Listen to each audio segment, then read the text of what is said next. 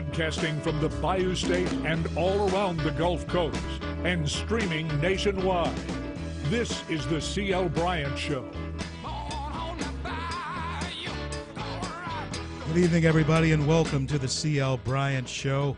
I am C.L. Bryant, and thank all of you for joining us here this Monday in the jeweled cities of the Arklatex. I can tell by the way you're listening that you made it through the weekend, and I certainly hope that all is well with you. Now, if not, stick around. It's going to be a fantastic show. We're going to have quite a bit of update and info coming in for you as we go along. But first, I want to thank our friends in southern Arkansas, East Texas, and of course our friends up in Wilmington, North Carolina, for being there and inviting us into their homes and living rooms, as well as we stream live throughout the greatest nation on the face of the earth, the greatest success story the world has ever known, and that is America. And to all of you here within the Arklatex area, I am your native son, and this is, again, the C.L. Bryant Show. Well, a mosque was attacked up in Canada today, up in Quebec, and the suspect for that is being identified as a Moroccan who is a white nationalist from Morocco. And folks, let me tell you something. I'm telling you that this chaos that is going on around the world is by design. It is by design. No one can tell me that this is not by design, because what this calls for now, if you've not figured it out already, this calls for retaliation by Muslims against the people who carried out the attack. And the scenario plays out even bigger as we come into the United States. We'll talk about that a little bit later on today. Also, for the first time under Trump's watch, under DJT's watch, President DJT, a Navy SEAL has been killed in Yemen during a raid. It is the first of ours killed in the Trump administration. Navy SEAL William Ryan Owens, 36. Honor him with for the work and for the sacrifice that he gave to a grateful nation. And to the Owens family, we do thank you for the ultimate sacrifice that your family now has given to a most grateful nation. It is the price that we pay now for our liberty and our freedom, and that is vigilance. Eternal vigilance. That's what we have to, that's the price that we pay. Now, coming up in the show, it will be Jeff Endicott, Lieutenant Colonel, retired Army. He's a professor of law and director of the Center for Terrorism at St. Mary's University. We're going to have him on here in the next segment. There's a lot of hoopla going on about people being detained and can't get into the country if they're coming from various countries, like Yemen, where our Navy SEAL was killed yesterday. So we're going to talk to a professor, and a professional about that as well. He was Green Beret himself. Now, for the record, folks, for the record, you have all of this hoopla going on about DJT and what he's doing, what he's not doing, President DJT, and what he's not doing, and what he doing too much of this. Let me tell you something. For the record, Trump is doing what he said he would do. For the record, he said that he was going to build a wall. He said he was going to rebuild our military. He said that there would be extreme scrutiny of citizens of Iraq, Syria, Iran, Libya, Sudan, Somalia, and yes, where our Navy SEAL was killed yesterday, Yemen. He said all of that as he was campaigning. He said that he would select a strict constitutionalist to the Supreme Court. And we'll talk a little bit more about the two choices, perhaps, that is boiling down to as we look for tomorrow night's announcement from the Oval Office. He said that he was going to relax regulations that hinder American business growth in this country.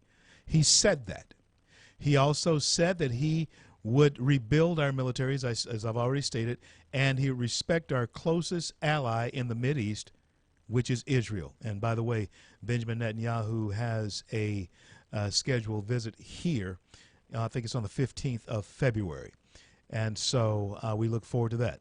Draining the swamp simply means that he's going to draw clear lines of who is and who isn't conservative and in favor of doing the best to make America first and put Americans first in our way of thinking as far as a country is concerned. He said he was going to do all those things, and I don't understand why it seems like people like Chucky Schumer, we just call him Chucky, I don't understand why he is all up in arms, crying, tweeting out that the Statue of Liberty is crying, is shedding tears. Tears are rolling down her cheeks over what Donald Trump is doing. Note to Chuck Schumer, Chuck, please, okay? Just stop it.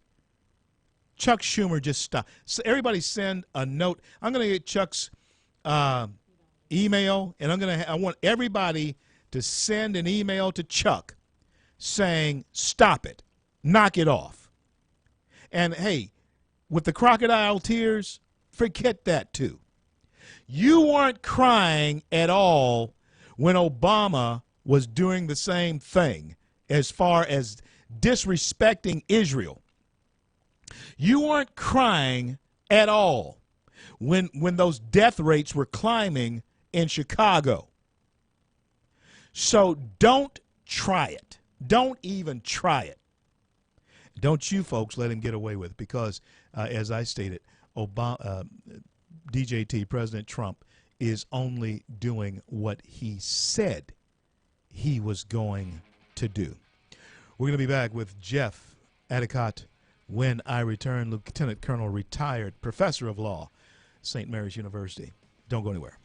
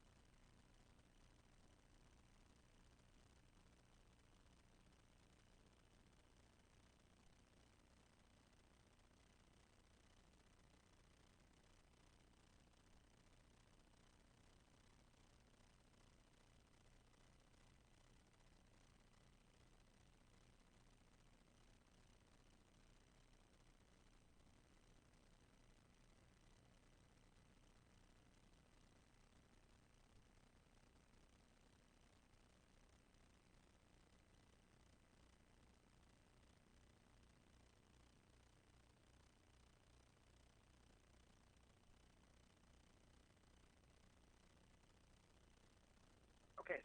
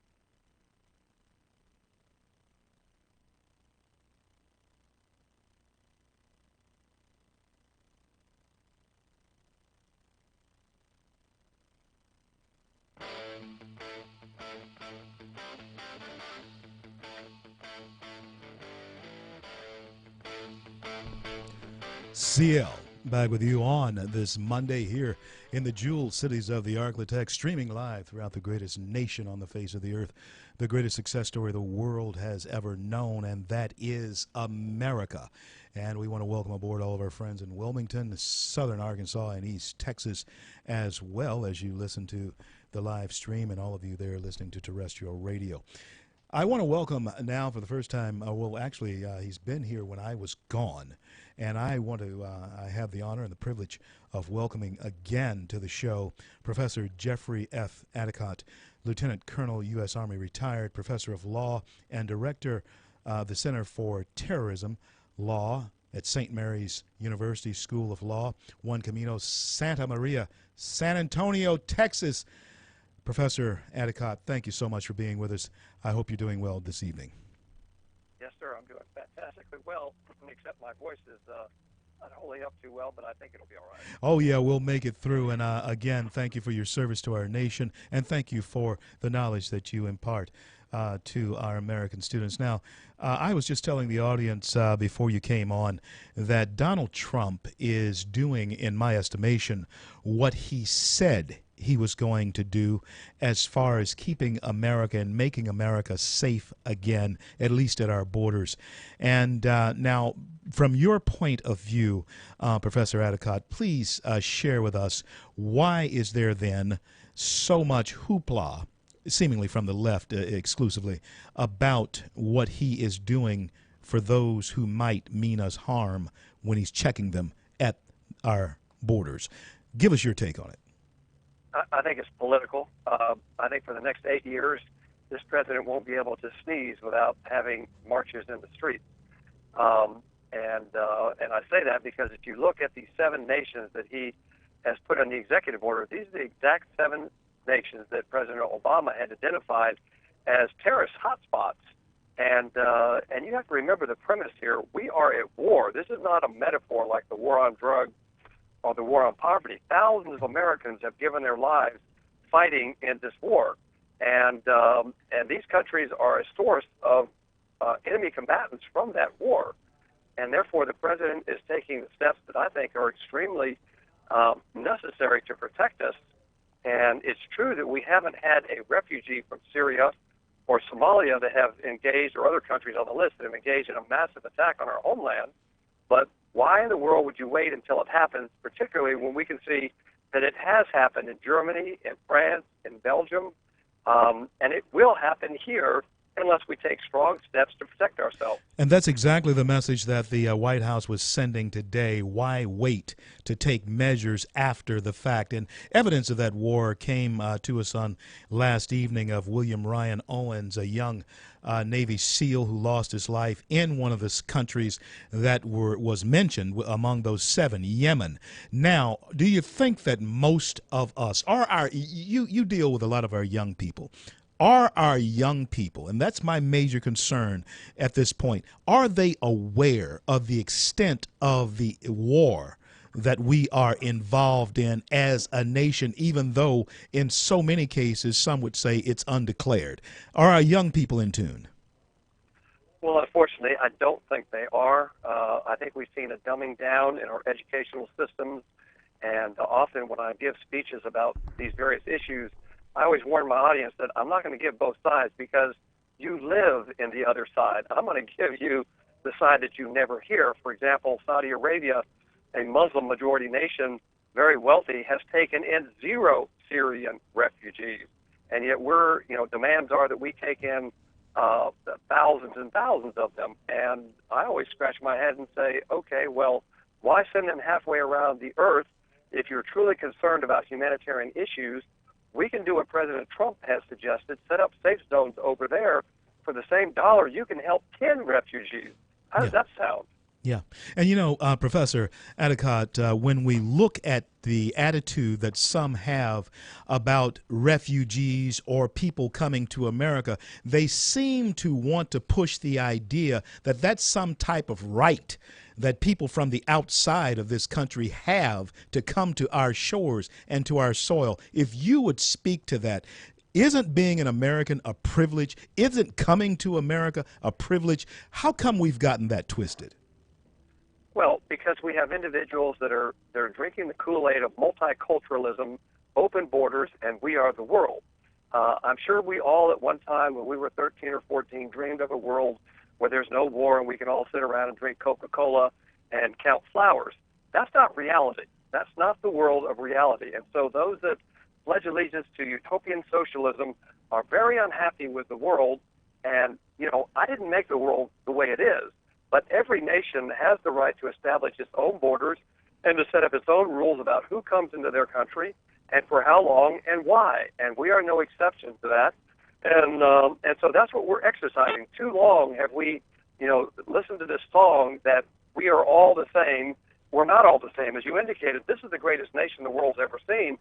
I don't blame people for wanting to come here, but on the other hand, there's only so much room in the boat as we have it established right now, and we have the right to vet individuals to come into this country. If I was king for the day, I'd have a merit system on who comes in, because it is not a right for any person to come here. U.S. citizens are here. They have a whole bunch of rights, but not individuals that are not U.S. citizens that want to come here.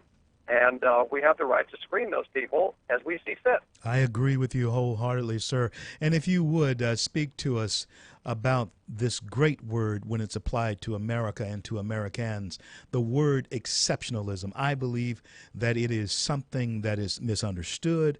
I believe that it is something that we once had a definition of within our DNA, but somehow that's been dumbed down, as you said a little bit earlier. And I want you to deal with that when we come back on the other side of the break. We're on with Professor Jeffrey Adicott, who is retired Lieutenant Colonel, United States Army Professor of Law and Director of the Center of Terrorism there at St. Mary. I want to talk to him more about that, as well as the books that he has written in his body of work.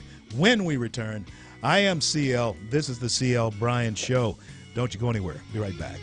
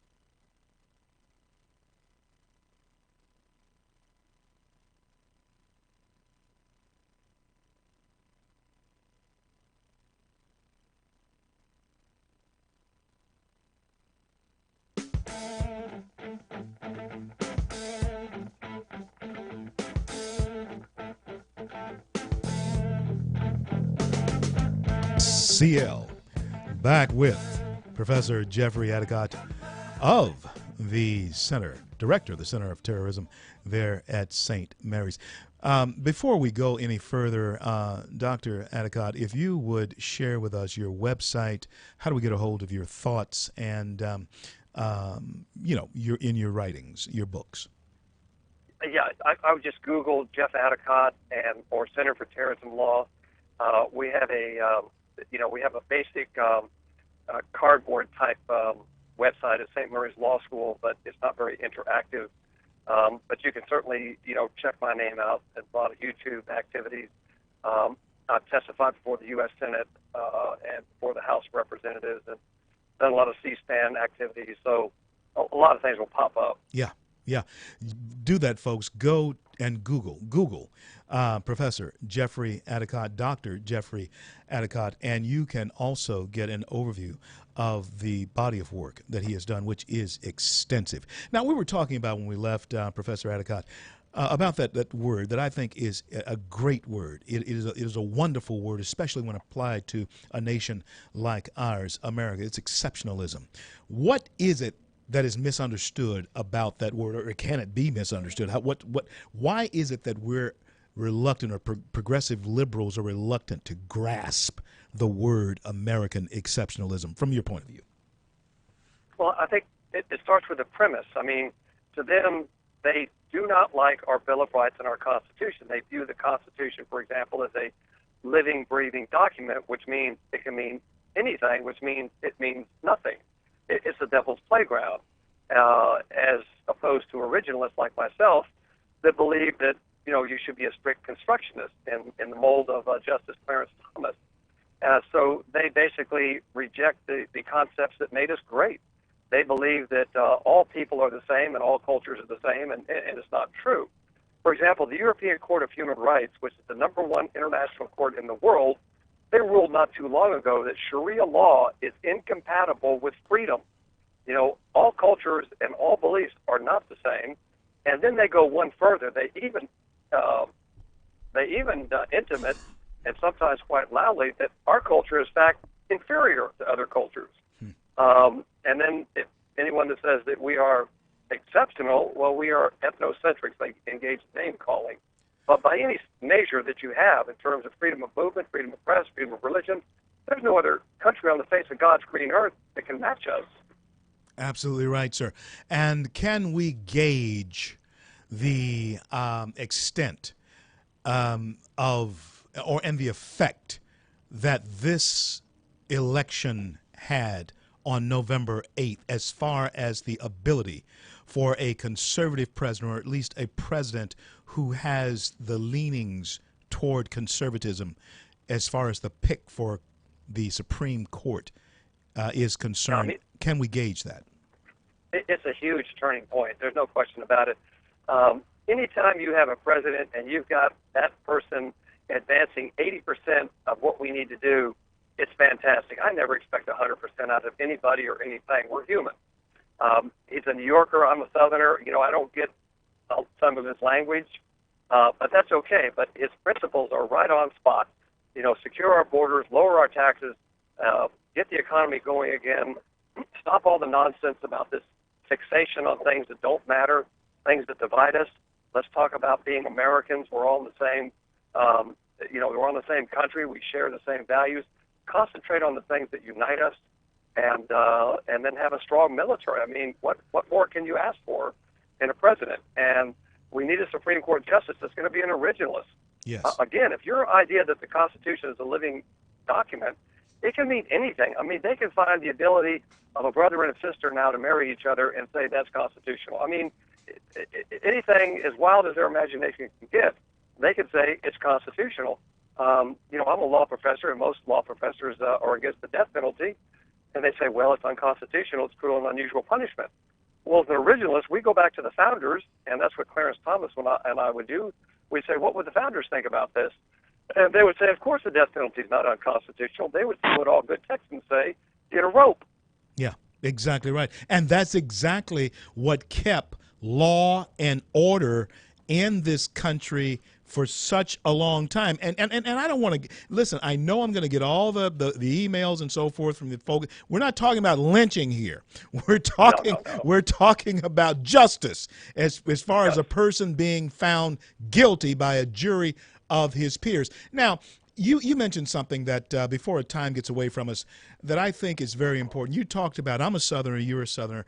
I happen to be, just for the sake of conversation, I hate to have to talk like this, but this is the way we identify each other in America. I happen to be a black conservative. You happen to be a white Southerner, just for the sake of conversation.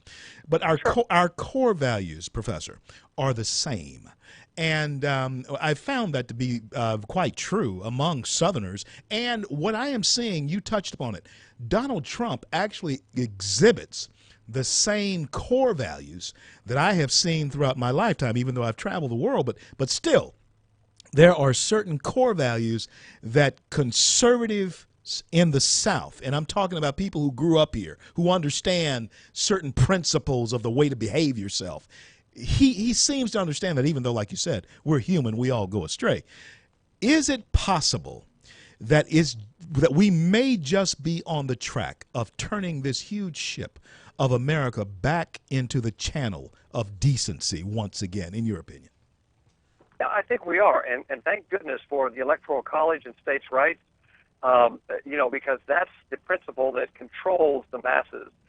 It's very easy to get people excited with politicians that will promise you everything and deliver nothing. Right. And many people are fooled by these types of politicians. Right. But the candidate that stands for the values that made us a great country, those people basically say, we're going to govern least, because the government that governs best is the government that governs least.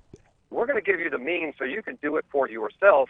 We're not in the business of doing it for you, and that's what giveaway politicians always promise. We're going to do everything from the cradle to the grave. That's not reality. Right. And I think Southerners have always had, there's a lot of things I don't like about the South, but the things I like a lot. And that's patriotism, love of God, and this brotherhood that we have as Southerners, regardless of your skin color. When I was in the military for 20 years for combat operations, I really never looked at anybody's skin color or their sexual orientation. It's just like, we're in this together. I got your back, you got my back, and that's all you need to know. We don't need to divide ourselves along these fictitious lines. Yes, we've all got bad cards. I'll show you mine, you show me yours.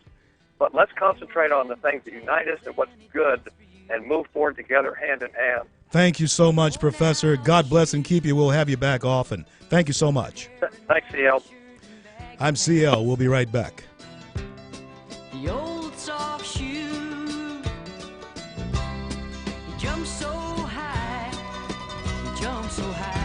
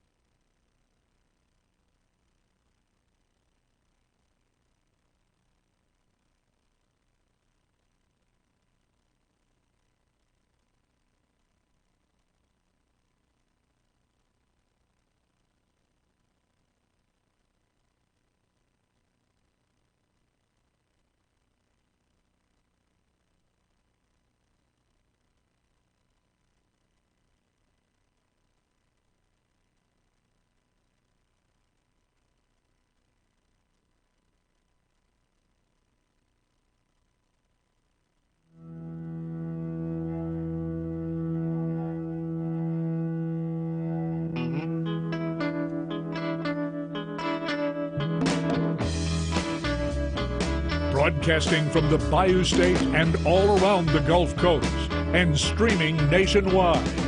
This is the C.L. Bryant Show. CL back with you on this Monday evening here in the jeweled cities of the Arklatex. It is I, your native son. This is the C.L. Bryant Show. I am C.L. Bryant. And as I promised, we wanted to have both sides of the Fair Park story. And one of the reasons why this is so important to me and I'm very interested in it is because way back in the day, I'm going back for over 40 years now, I graduated from Fair Park High School. And of course, you know, everybody knows that high school, wherever you graduated from, it's a huge part of your history. It's a huge part of your makeup. Goes into who you are. Now, those of you who are listening on AM 710 Keel, you can also go to 101.7 FM and listen in crystal clear. Download the free CL Bryant app onto your phone as well. And I want you to hear this conversation. The reason I'm telling you that. Joining me now is City Councilman Willie Bradford, who's been gracious enough to come in and give the other side of the story. You had activist Craig Lee, who was in. He gave his side of the story. But now, today, thank you for being here, Councilman Bradford. And thank you so much for being here on the C.L. Bryant Show. CL, thank you for inviting me, and I'm always excited about coming and visiting with you. Yes, sir. And let me ask you this. Let's get right into the conversation. Now, Fair Park, evidently, from your point of view, and it needs to be, something else needs to be done. Tell us exactly what it is that is being proposed to be done with Fair Park and why. Okay, again, my interest is simply getting young people a quality education. I'm not hooked up on the brick and mortar. I'm not hooked up on these buildings. Both Booker T. Washington and Fair Park are listed on the National Register of Historic Places, so those buildings would be there, but they don't necessarily would be there as educational institutions. But it came to our attention a couple of 3 weeks ago now regarding the chronic condition of Fair Park, that is being a underachieving school for 10 straight years. They have been under the auspices of the Bessie Board, which is called the Recovery School District, that they have been given an opportunity to increase those test scores. They didn't achieve it this year, which was the last year that they had to achieve. So this year, Cattle Parish School Board had to present a plan to the Bessie Board outlining exactly what are they going to do with Fair Park.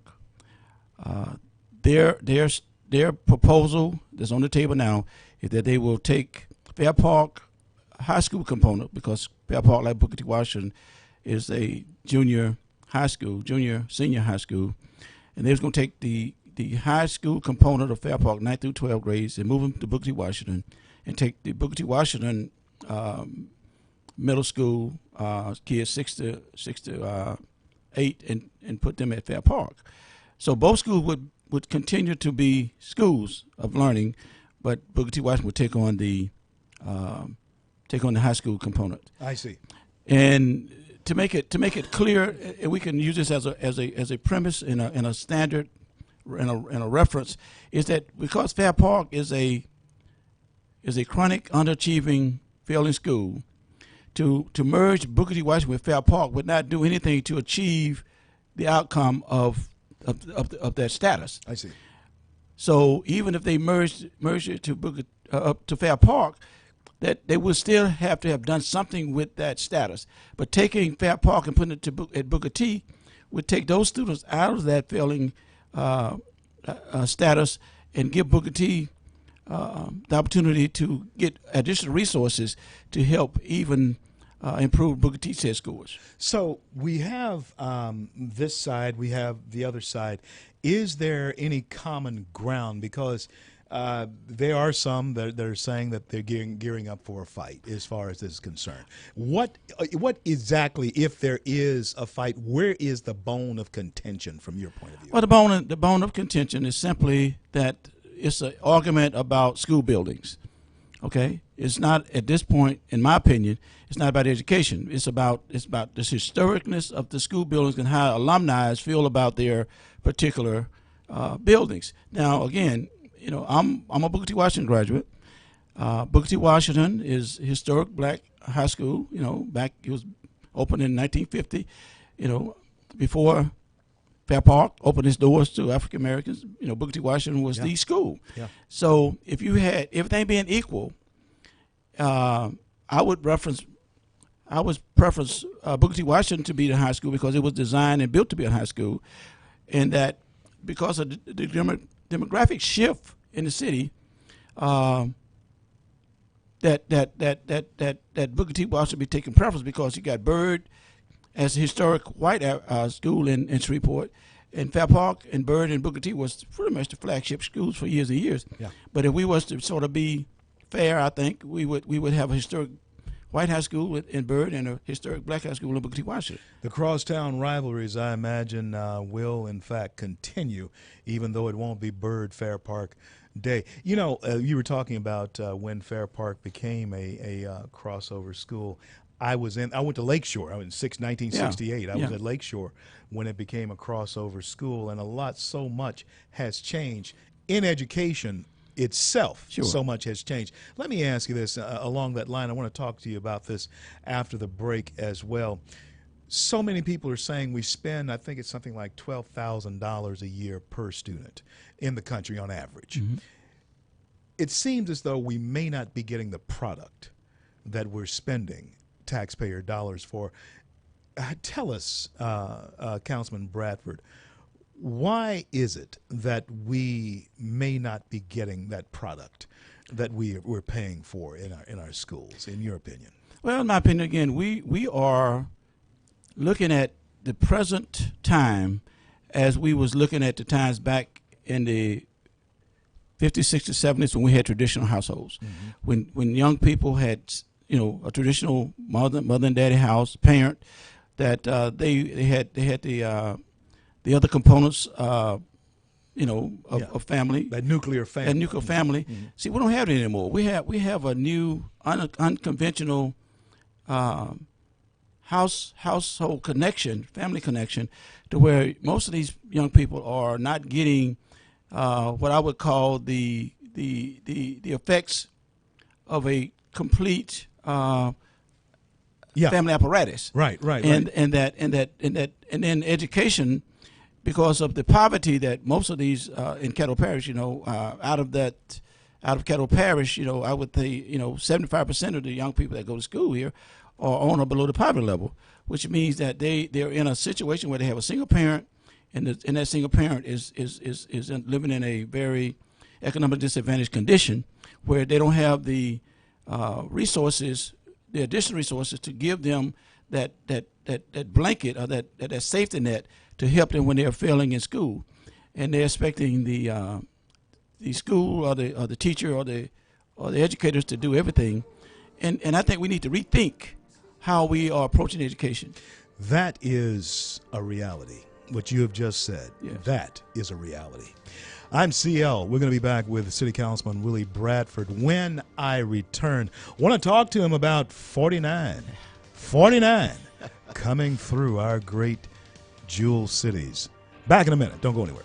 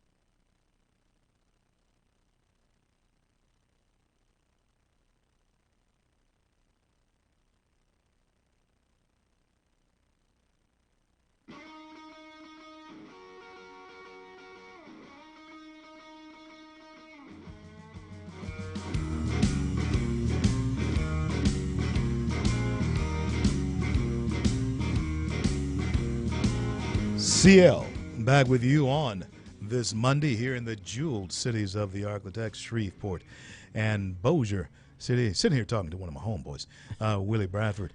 And we've seen a lot of change and evolution here in Shreveport, Louisiana. And one of the things that has definitely changed, of course, both of us remember when there was no I-20. That's true. Yeah, there wasn't any I-20. Highway 80 took you to That's Dallas. right. That's you right. know, and so forth. And Highway 1 took you south Exactly. if you were going down there. But now you have 49 coming through. Tell us about the benefits of 49 coming all the way through and why we should get behind this. I-49 at this juncture is the best economic opportunity, not only as it relates to a highway system coming in and what it would produce, but long-term, I-49, and I'm talking about the intercity connector. In their COGS, DOTD have finally dwindled it down to 3 preferred routes, and all three takes us through the Allendale intercity connector. You don't go through major cities and go around that city. There's very limited access to downtown Shreveport. We have so much downtown. And the only way you can get in downtown off a freeway is either at Market or Spring Street on 20. I-49 coming through the city will give us so many great opportunities. I see it redeveloping Allendale. I think it will revitalize the Allendale community. I think it will create jobs.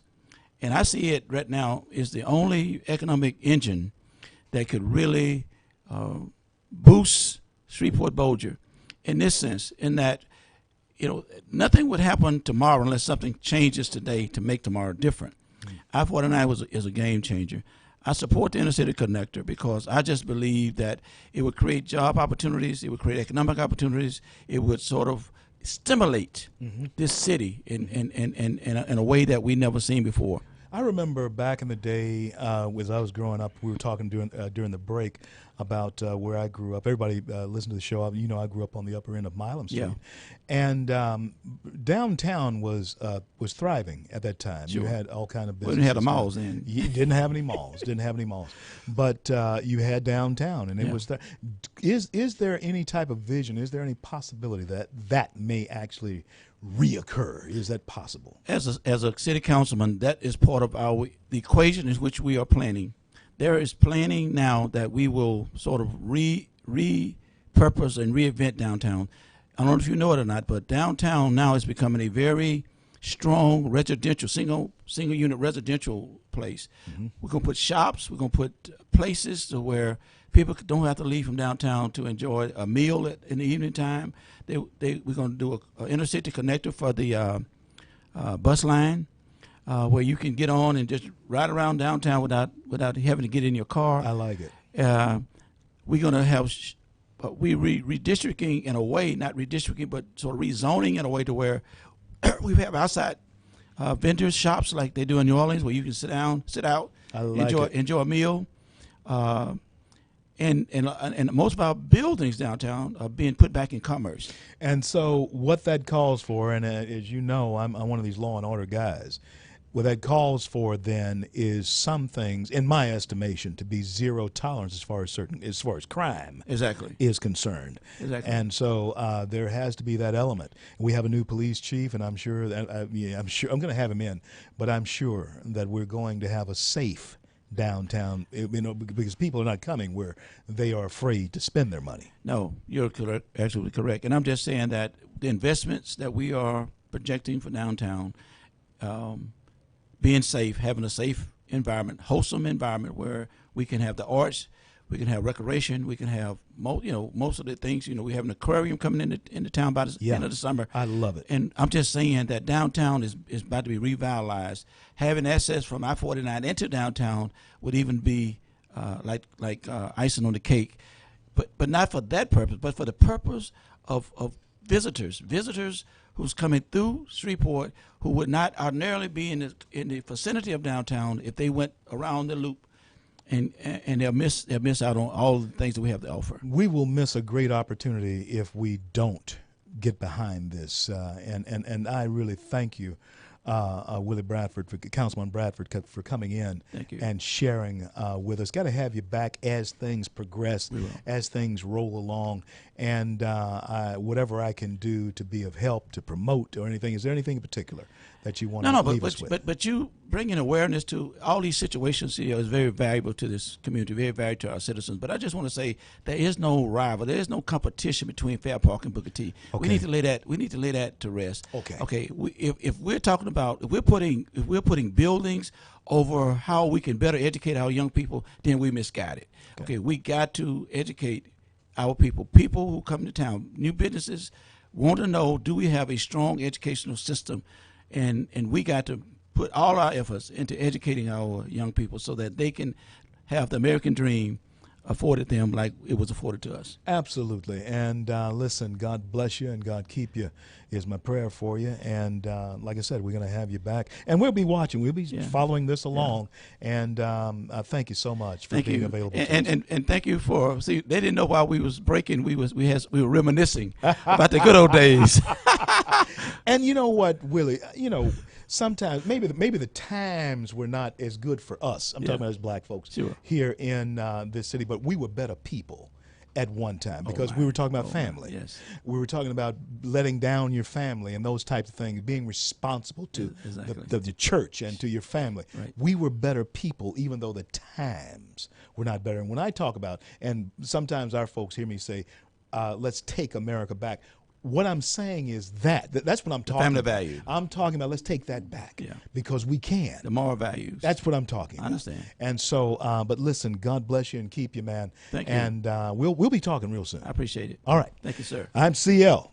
God bless and keep you all out there. And you are listening to the CL Bryant Show. We have been on with City Councilman Willie Bradford. And you've heard him say that there is no squabble. There should be no squabble between Fair Park and Booker T. Washington. The focus is education. The focus is to send a message to those who may want to come to our city that there is a place where their children can be rightly educated. And also, really important to us is the inner city connector, 49 inner city connector, folks. We have an opportunity, and Lord knows Shreveport has missed so many opportunities in the past to just blow up, to emerge. Let's not fumble this one. We're right there at the brink of being the next big thing in the South. Let's do it. Let's do it.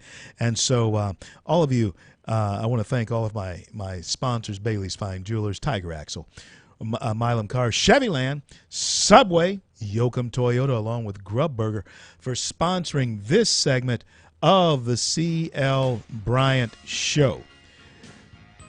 I am CL. Don't you go anywhere. Got a lot more for you when I return.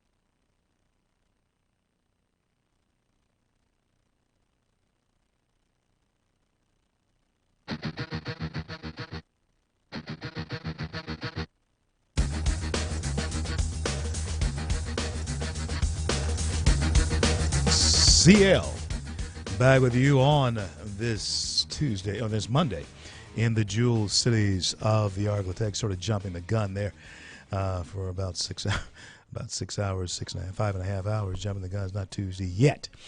But I do want to go back to something that Willie Bradford said when he was here, and that is that people moving to any place, whether it's Shreveport, Houston, wherever it is, they are wanting, if they have children, especially when we're looking at the 35 to 45, 50-year-olds, they have children still at home. If they have to make a move, and there is industry coming here to the city in many different ways. There's industry coming here. And and let me tell you something.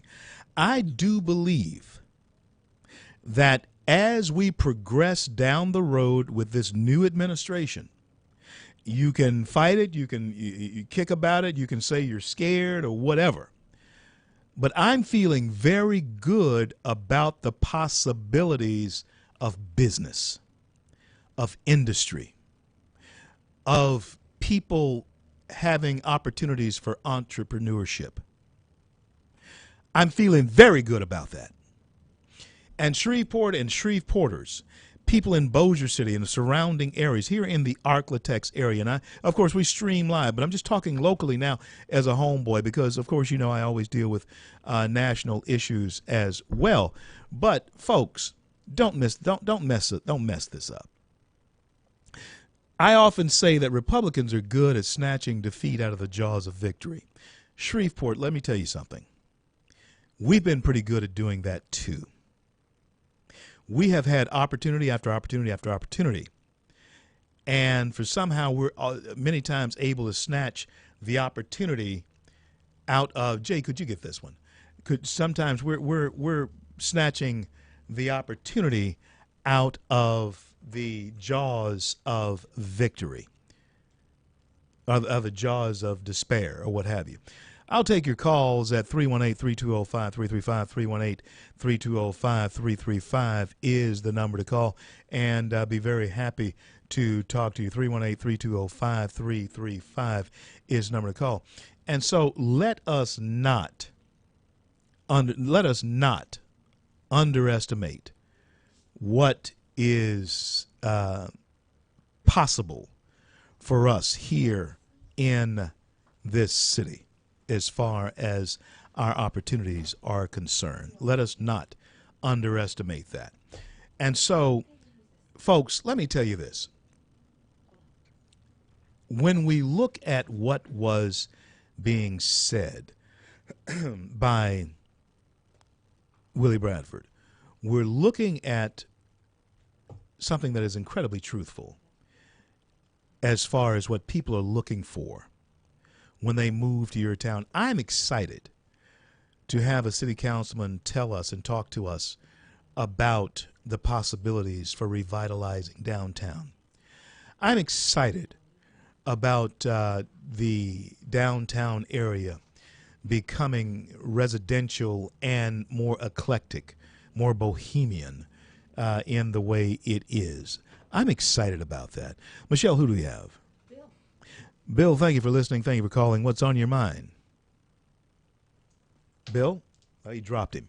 But anyway, let us look toward the future. And let us understand that we can have a city that can be the next best thing in the South if we play this right. It can be one of those places. I visit these places all the time. I mean, very quaint, nice cities. And we have a river that runs through it. The jewel cities, we have a river that runs through it. We take that for granted. Do you realize that? Do you realize how much we take for granted the river that runs through our community? So let's take advantage of the opportunity. Just saying. Who do you have? Rod, thank you for listening. Thank you for calling. Yeah, I'm an alumni Fair Park, and I have a bunch of houses over in that area. Yeah. I don't really think the problem is the teachers. I think the kids don't care, and the parents that they have at home don't care. And until you take that out of the equation and get them to start taking up their own slack, those people aren't going to learn. You know, you said exactly what City Councilman Bradford was saying. He said that the family has changed. I don't know how old you are, but just the same, you sound as though you may be in the same area neighborhood as me. I'm in my I'm Yeah, 60. I'm almost 60. Now, And the family structure and the way teachers dealt with kids back in the day were much different, as you know, oh yeah, than it is they today. would whip your butt. Yeah, They'd take you into a room and give you a choice of going home or getting your tail your hide tan. one or the other. And One or the other. sometimes they didn't give you the other. They just tanned your hide. We had anybody out there who went to Fair Park remember Gerald Reisinger. He was the assistant principal. And Yeah. Mr. Reisinger was a tough guy. He wasn't a big guy, but he was a tough guy. And so that's what's happening, I do believe, is that the family structure has changed in the community. Yeah. And so, listen, I want to thank you for your call. Thank you for listening. You're welcome. And folks, he's right. Until we deal with the elephant in the room, and Willie Bradford did hit on it. I mean, he hit on it. Until we deal with the elephant in the room, and that is the disintegration of the family structure, we're going to have difficulties as far as educating the child that come out of the disintegrating family. 320-5335, 318-320-5335. I'll take more of your calls on the other side of the break when I return. I'm CO.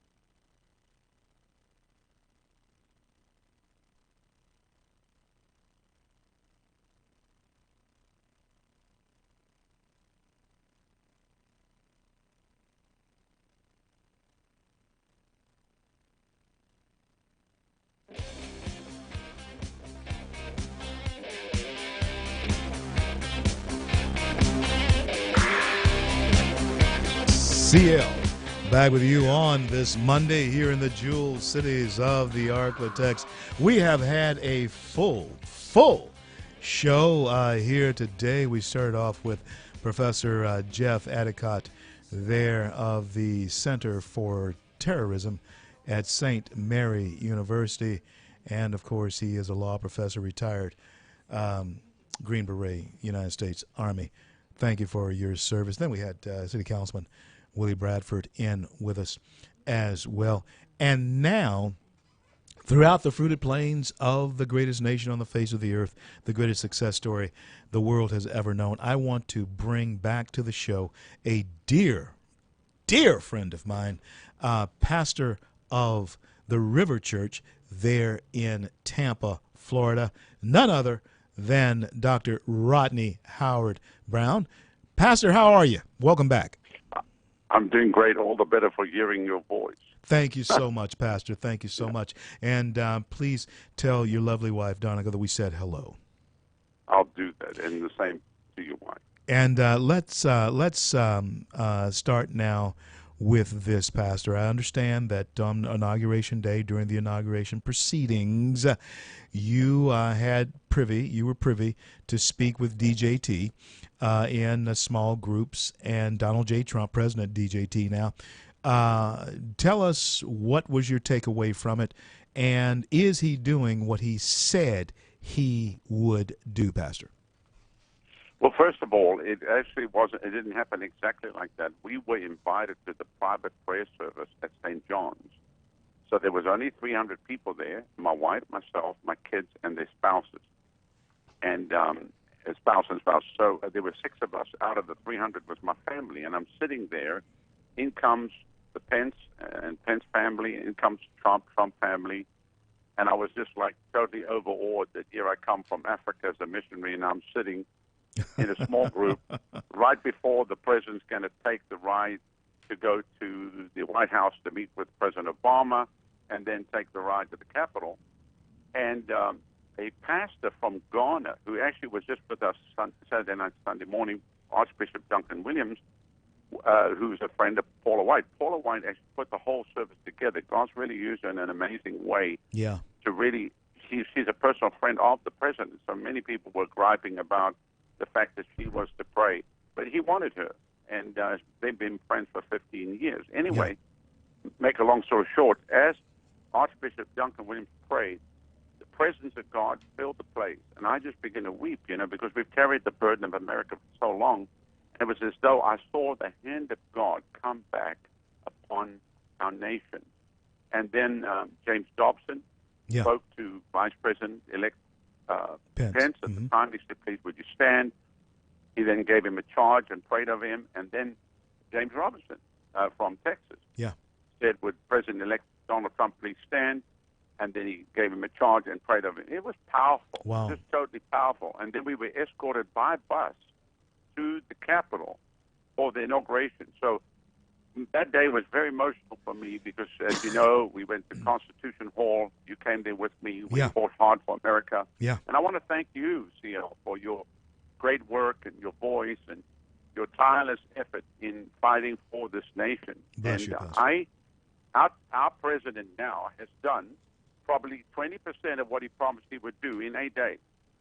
And, of course, the people that are giving him the hard time are the establishment Republicans, that now we need somebody to fire them because they are creating a hindrance for him. But what I'm doing every day now, and actually as many times as I can think, I pray for his protection, that God would be about him as a wall of fire, that no harmony will come nigh to him, and that the Lord would give him wisdom to walk through the minefield that he's now facing, because we're actually in a very dangerous time in America. Even though he won, it's very critical for our country right now. And, these 7 nations, Pastor, that are on the scrutiny list, in Iraq, Syria, Iran, Libya, Sudan, Somalia, Yemen, these are all terrorist-sponsored nations. I don't understand what all the pushback is about. I see a design here for sure, and you and I talk about these types of designs a lot of times. But now, when we look at Chuck Schumer and the attitude that Chuck Schumer is taking, do you think that the they haven't learned a thing, have they? The progressive liberals, they haven't learned a thing from this, have they? Not one thing. They don't even know why DJT got elected. In actual fact, at the inauguration, when Schumer spoke, the crowd booed him. Yeah. They booed him. Yeah. It was a joke. I mean, he was so irrelevant, didn't even know his head from a hole in the ground. And no, they don't know what's going on. And of course, we're dealing with the sellout people in our government that are going to do everything in their power to try to undermine him. But I'm praying that God supernaturally put him in their place, you know. And look, we cannot allow unvetted people coming from Islamic nations with another intent for the overthrow and the destruction of America. It's impossible. Right. We can't survive as a nation in that way. So we've got to find out what their purpose is. And I'm going to say this. This might be radical, what I'm about to say. But don't tell me that you're going to say something radical. Oh, no. Islam is actually not a religion. It's a political system posing as a religion because it brings with it Sharia law. And the moment Sharia law is implemented, the Constitution of the United States is of none effect. So and Germany is finding that out. Germany is finding that out. Angela Merkel, Pastor, said this, and it's in hindsight, but she said it. If she had it to do over again, she would not have allowed the Islamic horde to flood the borders of Germany. It was just not, and that's exactly what the president is trying to stop right now. Is for that flood to not to invade our nation. When I come back, Pastor, I want on the 15th of February, Benjamin Netanyahu will be visiting America. Will be visiting with the president, and I want to get your take on how different this should be, the relationship of Donald J. Trump, DJT, to Israel. When we return, Pastor Rodney Howard-Browne, River Church, Tampa.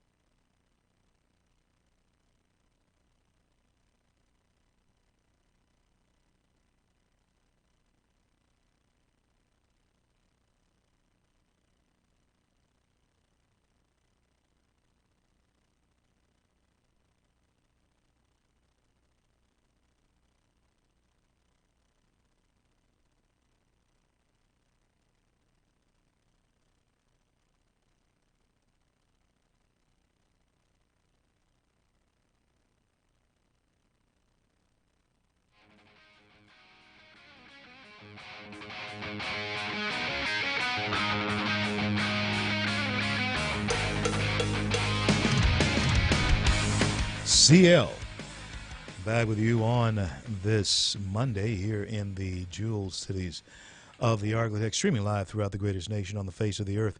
The greatest success story the world has ever known, and that is America. I want to welcome aboard our friends in southern Arkansas as well as East Texas and our friends up in Wilmington, North Carolina. Thank you for coming along for this journey here with me on the C.L. Bryant Show. Joining me is a dear friend that we were talking, Pastor Rodney Howard Brown, there at the River Church in Tampa, Florida. He is an international evangelist, incredible man of God, and has some great insight that God gives him into the political arena as well is into the Word of God.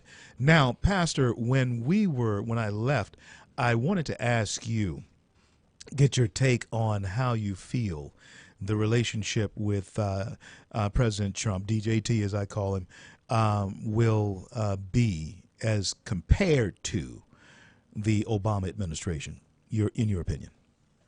Well, first of all, I mean, you can't compare it. I think when Netanyahu came in to the White House last time, I think he came through the servants' quarters. I mean, it was like a total disgrace.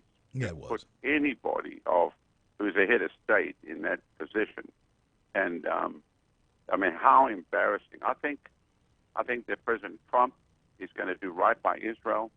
I know that they're planning to move the embassy from Tel Aviv to Jerusalem. Yeah, and I think that I really believe this is Israel. This is Israel's jubilee here.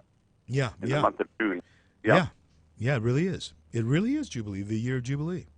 Yeah. So I think that this is he's for Israel. He favors Israel, and I couldn't think of anybody better to have in the White House for the nation of Israel right now. You know what really troubles me about the progressive liberal news media, Pastor, is that they try to paint Trump as an anti-Semite. They try to paint my friend Steve Bannon as an anti-Semite. In fact, I was able to introduce you to Steve Bannon when you and I were at Mar-a-Lago back at Christmas time. And Steve is not an anti-Semite. Donald Trump is not an anti-Semite at all. And why? What's in it for them to look? Basically, I mean, what you're dealing with is just, we have a saying: how dumb can you get and still breathe? I mean, the fact his son-in-law is a Jewish person. Why would he be anti-Semitic when his daughter's converted to Judaism? I mean, I don't even understand why they make it up. Basically, what it is, people throw words out, and this is what it is. So the moment you don't agree in global warming, you're racist. Yeah. You're anti-Semitic. Yeah. Anti-Semitic. Mm-hmm. I mean, it just goes on and on and on. In actual fact, racist now doesn't mean anything. No, it means nothing. No, it really doesn't. I mean, anybody you can walk outside as a white person. You can walk outside. Oh my, the sky is dark today. Oh, you're a racist. I mean, come on. I mean, that kind of stuff is going on, Pastor. And so, but you know what? I really, folks, if you not familiar with the River Church in Tampa, Florida, when you go to the River Church, very much reminds me of our church here in Shreveport, Word of God Ministries, Pastor McManus. But Pastor Rodney Howard Brown in Tampa, Florida, has a church where everybody, I don't care what color you are, where you're from, nationality, what have you, everybody is somebody in your church. Isn't that right, Pastor? Yes, sir. We've really worked the inner city. I mean, we have buses coming every Sunday. And so, I mean, I want the church to be a reflection of what the city is, and that's what it is. Heaven's going to be a place of everybody. There's not going to be divisions in heaven as far as, oh, well, that's your sector, this is my sector. And even there's not going to be a section for Baptists and Methodists and then Presbyterian and then put the Pentecostals on one side. We're actually all going to be together. That's what people don't understand. So, yeah. But this whole thing about being anti-Semitic is, again, it's just there. That's all they can do. They're so angry at what is happening. Yeah, they're angry. Everything is unwinding for them. the whole globalist agenda for the destruction of America now has been put on pause. And now, of course, as our president makes the announcement here in the next day concerning the Supreme Court justice, which I know he's going to put somebody conservative. Yeah. That's unraveling everything that their plan is, because if Hillary had got in, oh my, you could imagine my, that whole Constitution would be dismantled bit by bit. I actually had, usually the Lord gives me peaceful sleep, but I actually had a nightmare the other night, Pastor, that I woke up from the dream that we had defeated Hillary, but I was actually dreaming that, and I woke up and she was president. That was a nightmare, Pastor. It really was. Let me ask you this, in the 2 minutes that I have left with you, let me ask you about worldview. Do you see, you know that the American worldview was beginning to change, and if Hillary had become president, it would have flip-flopped. Do you think we're able to steady the course right now by solidifying America as an exceptional nation and changing the course of our worldview here in this country? What do you say? Last word. I think all of this is going to be dependent on our president to do everything he promised he would do, including locking her up. I mean, there are criminals now that are roaming free that have committed high treason against our nation. Yeah. And he's a nationalist. He's not a globalist. So I think we're going to be able to pause it. I think the fight is not going to stay here. I think they're going to rearm, come back in 3 years. We have to be vigilant. We can't sit back and relax. We have to fight on the ground in our cities, in our towns, our villages, and see a transformation take place. And I believe by the hand of God, he'll be in the 8 years, and we'll set the enemy back. Yeah. I think the Democratic Party is destroyed. That's a fact. Obama did that. Republican Party is destroyed, and Trump did that. So let out of the ruins rise people that love America, and they're going to fight for America. And I believe in America. Thank you for being a great man of God, and thank you for being a great American patriot. Pastor Rodney Howard, Brown River Church, Tampa, Florida. Hey, man, I'll talk to you real soon. Probably call you over the weekend. God bless and keep you. Thank you for being my friend. I love you very much. Love you, Pastor. I'm CL. We'll be right back in just a few minutes. I want to talk to you about this. I want to talk to you about the privilege of coming to America, not the right to come to America. When I return, I'm CL. You know the day destroys the night, night divides the day. Try to run, try to hide, break on through to the other side, break on through to the other side.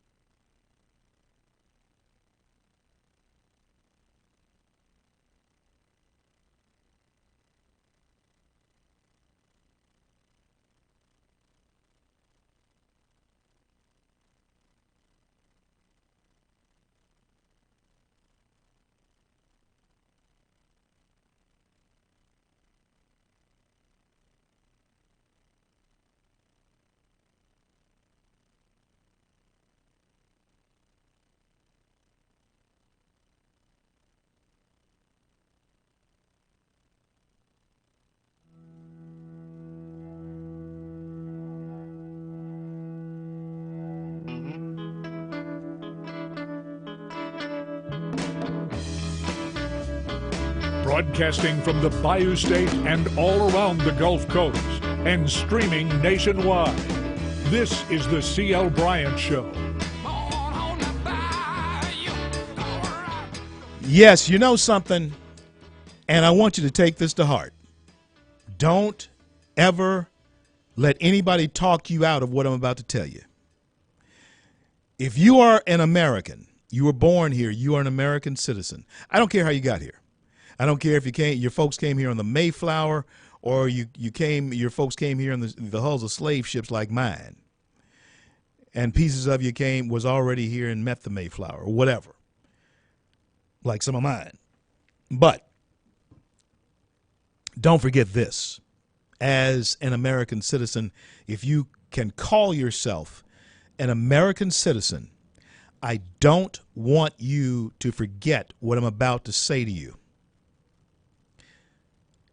Anyone coming to our country, I'm talking to American citizens here, whatever your particular stripe happens to be, Catholic, Jew, Protestant, whatever you are, Muslim, if you are an American citizen, red, yellow, black, white, whatever you are, anybody coming to our country,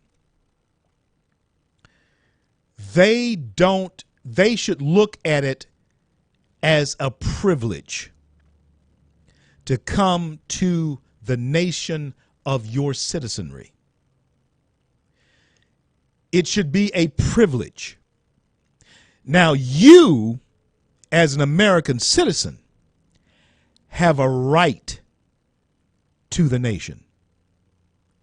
And you should and you must begin to understand that for yourself and teach that to your children, your grandchildren. Teach that to them. That it is an exceptional right that an American citizen has because it is a part of our endowment that was given and was laid out by the founding fathers for those who would become citizens, would become citizens after the War of Independence, and those who would become citizens down the road years later who would cash the check that is given to us by the great endowment. That is a privilege, Mark, not a right. I want you to understand this. 320-5335, 320-5335 is the number to call. And hey, I want you to understand this too. I'm going to take a few calls here in just a minute. I want you to understand this too. Hey, if you're already an American, you be glad of that. And guess what? If you can't get into Iran, if you can't get into Mexico, if you can't get into Germany or France, guess what? You can always come home to America, and you won't even care. It's a right, and it's a great privilege to be an American. Mark, thank you for listening. Thank you for calling. What's on your mind? CL, this immigration security thing, it seems like a no-brainer to us, but allow me a little metaphor, hypothetical to illustrate it. Sure. Suppose we had downtown Blue Corporation, and all the employees wear blue uniforms, and the company has a fleet of blue SUVs, and someone is reported leaving the building strapped with bullets and bombs saying, "Long live blue," and they're heading for Greenwood to blow it up. Well, what would we do? First, we'd call the Greenwood Police Department and the sheriffs out there and say, someone's heading your way. And they'd say, well, we don't have enough manpower to stop every car getting off I-20 at the Highway 79, so what do? We pull over the blue SUVs, and if they have on a blue uniform, we stop them, frisk them. But if they don't have any weapons, we let them go on. There's nothing to think about in this scenario, and that's exactly what Trump is doing. You're exactly right. And, Mark, you know what? It was only 109 out of 300,000 folks that were coming into this country that were detained. And even they, like the scenario you just gave, even they, after they were cleared, they were let go. Exactly. And so, Mark, that is an excellent scenario because you have to stop the ones that you can identify, and if they're coming from Syria, Iraq, Yemen, places like that, then Iran. Hey, why not? Well, they talk about inconvenience, which is all it is. Our whole country's been inconvenienced since the 70s when they started hijacking planes to Cuba, and when we started all this security. You remember before that, we Sure. just walked up, showed our ticket, and got on the plane. Yeah. But since then, we all go through checks of all kinds, and we assume it's part of life today to be secure. Well, why is this any different? What is there to think about in this scenario? You and I go way back, Mark. I remember the first time I rode on a plane. My dad, I guess I was about 8 or 9 years old. I can remember he smoked on the plane. Oh yeah. You could smoke on a plane. Today, a lot of things that were, well, maybe that was a bad thing, but a lot of things that were unheard of then should be unheard of now. I'll tell you as far as concerned. Thank you for your call, Mark. Thank you. Yeah. You know what, folks? It's just a no-brainer. But don't you ever forget that if you are an American, yeah, you have certain rights, but people who are not Americans, they don't have any right to your country. They don't have any rights to what you have a right to. And I think that's where we're getting it twisted. I think we think that this is some country for everybody. No, it's not. America is for Americans. Everybody else is just visiting, and they better behave themselves while they're in our house. I'm CL. We'll be right back.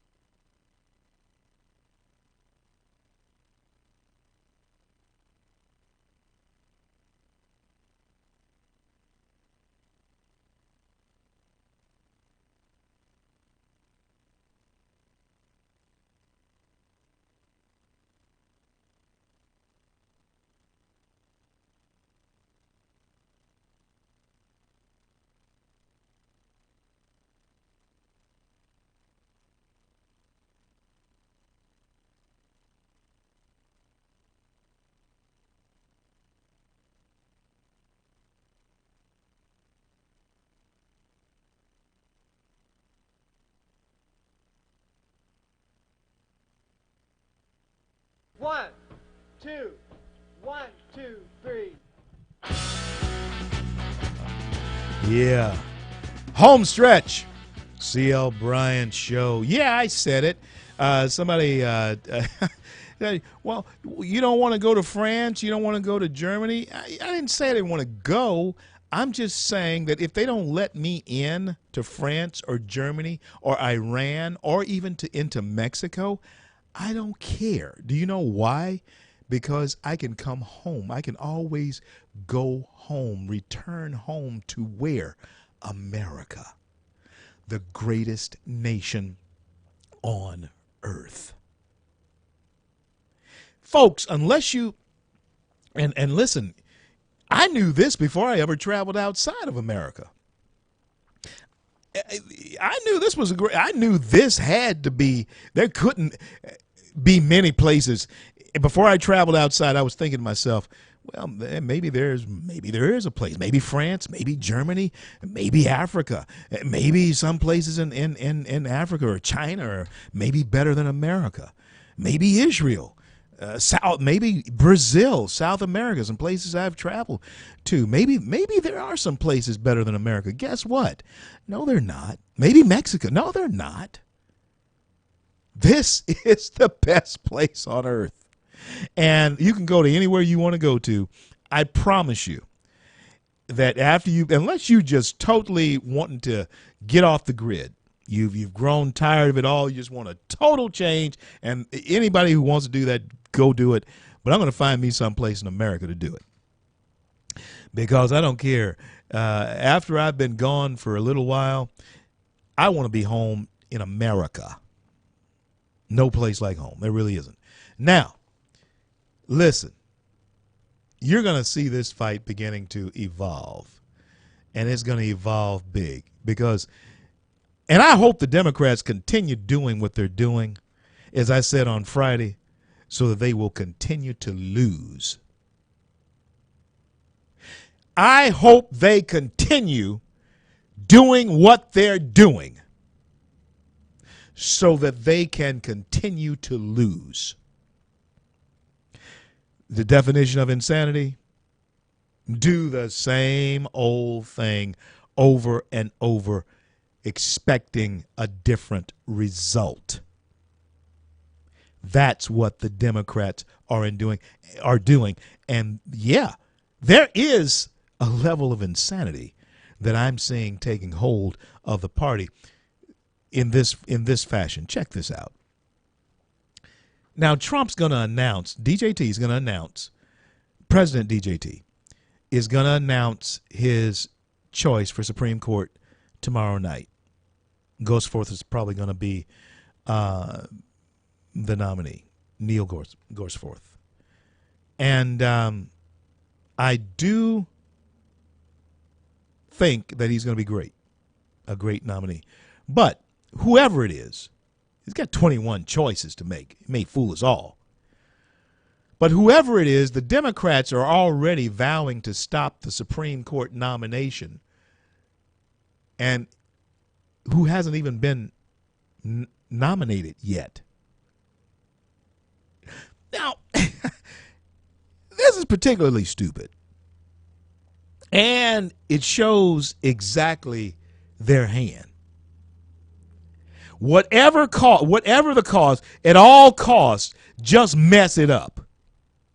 Now, the difference in what the Dems are doing here with Trump's nomination and what Republicans did with Obama's nominee was that they let Obama nominate the guy, I can't remember his name right off the top of my head, nominate his Supreme Court justice before they were against him.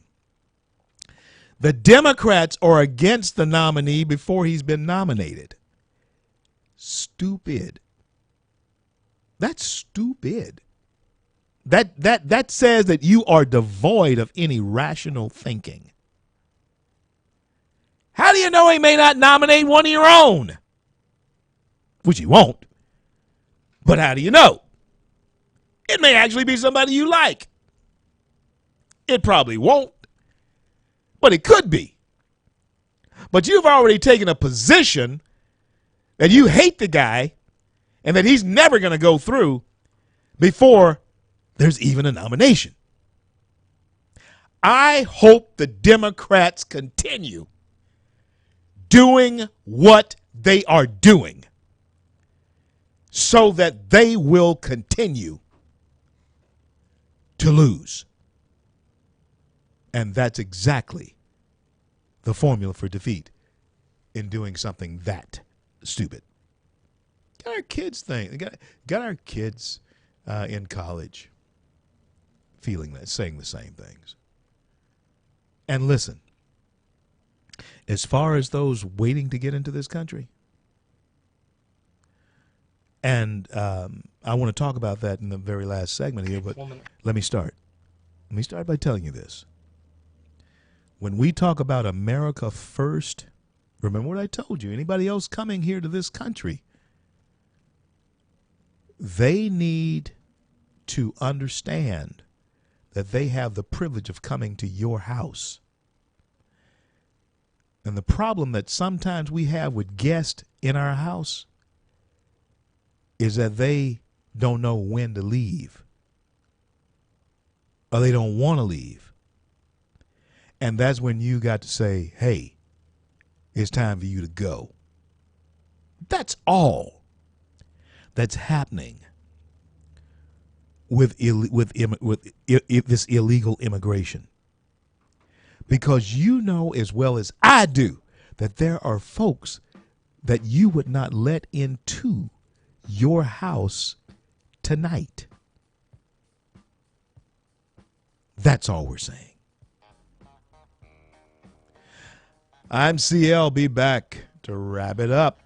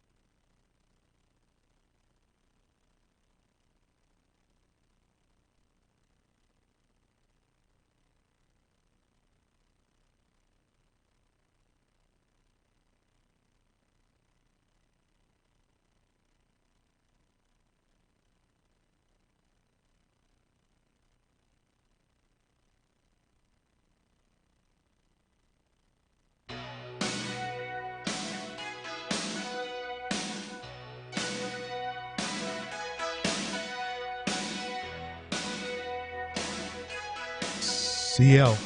Yeah, I was born here. Yeah, born here. Born in the USA. Proud of it. Yeah, I sure am. I'm proud of it. And time is out. Time out for the idea that everybody deserves to sleep on the American couch. No, they don't. Never did. There is a certain allegiance that you have to the place where you live. That's why we pledge allegiance to, well, we pledge allegiance to the flag, but it's the flag of our nation, the representation of the nation. When you look at the stars and stripes, you're seeing the embodiment, the symbolization of the nation. And so it's like saying that I will defend my home. I have a certain allegiance to my home. Okay? I've told all of you the story of my four parents who bought the property down there in DeSoto Parish right after slavery 150 years ago. I have a certain allegiance to that. Why? Because it was bought with their blood, sweat, and tears. I have a certain allegiance to that. And that's the same way I feel about my nation. My father, World War II. My grandfather, World War I. My great-grandfather, Spanish-American War. I have an allegiance to this nation. Why? Because even though all of them, thank God, returned home from war, there were uncles and cousins and relatives who did not. The freedom that we enjoy, my friends, is bought with the blood of patriots of all stripes, red, yellow, black, and white, Americans, citizens. And yes, we have been through some ups and downs, some dark times in this country, but you know what I'm talking about. I'm talking about the overall is good. It's American. That's good. It's exceptional. Embrace it. Love it. Defend it. It's our nation. And not everyone has a right to it. Unless they pay the price. I want to thank God for bringing us to the close of yet another day. And I want to thank him for our men and women in uniform around the globe who defend our right to speak our mind. And until I'm able to talk to you again, I'm CL. And may God bless and keep you all. We'll stand by your side, and the bond will never be torn. For those who wear the uniform.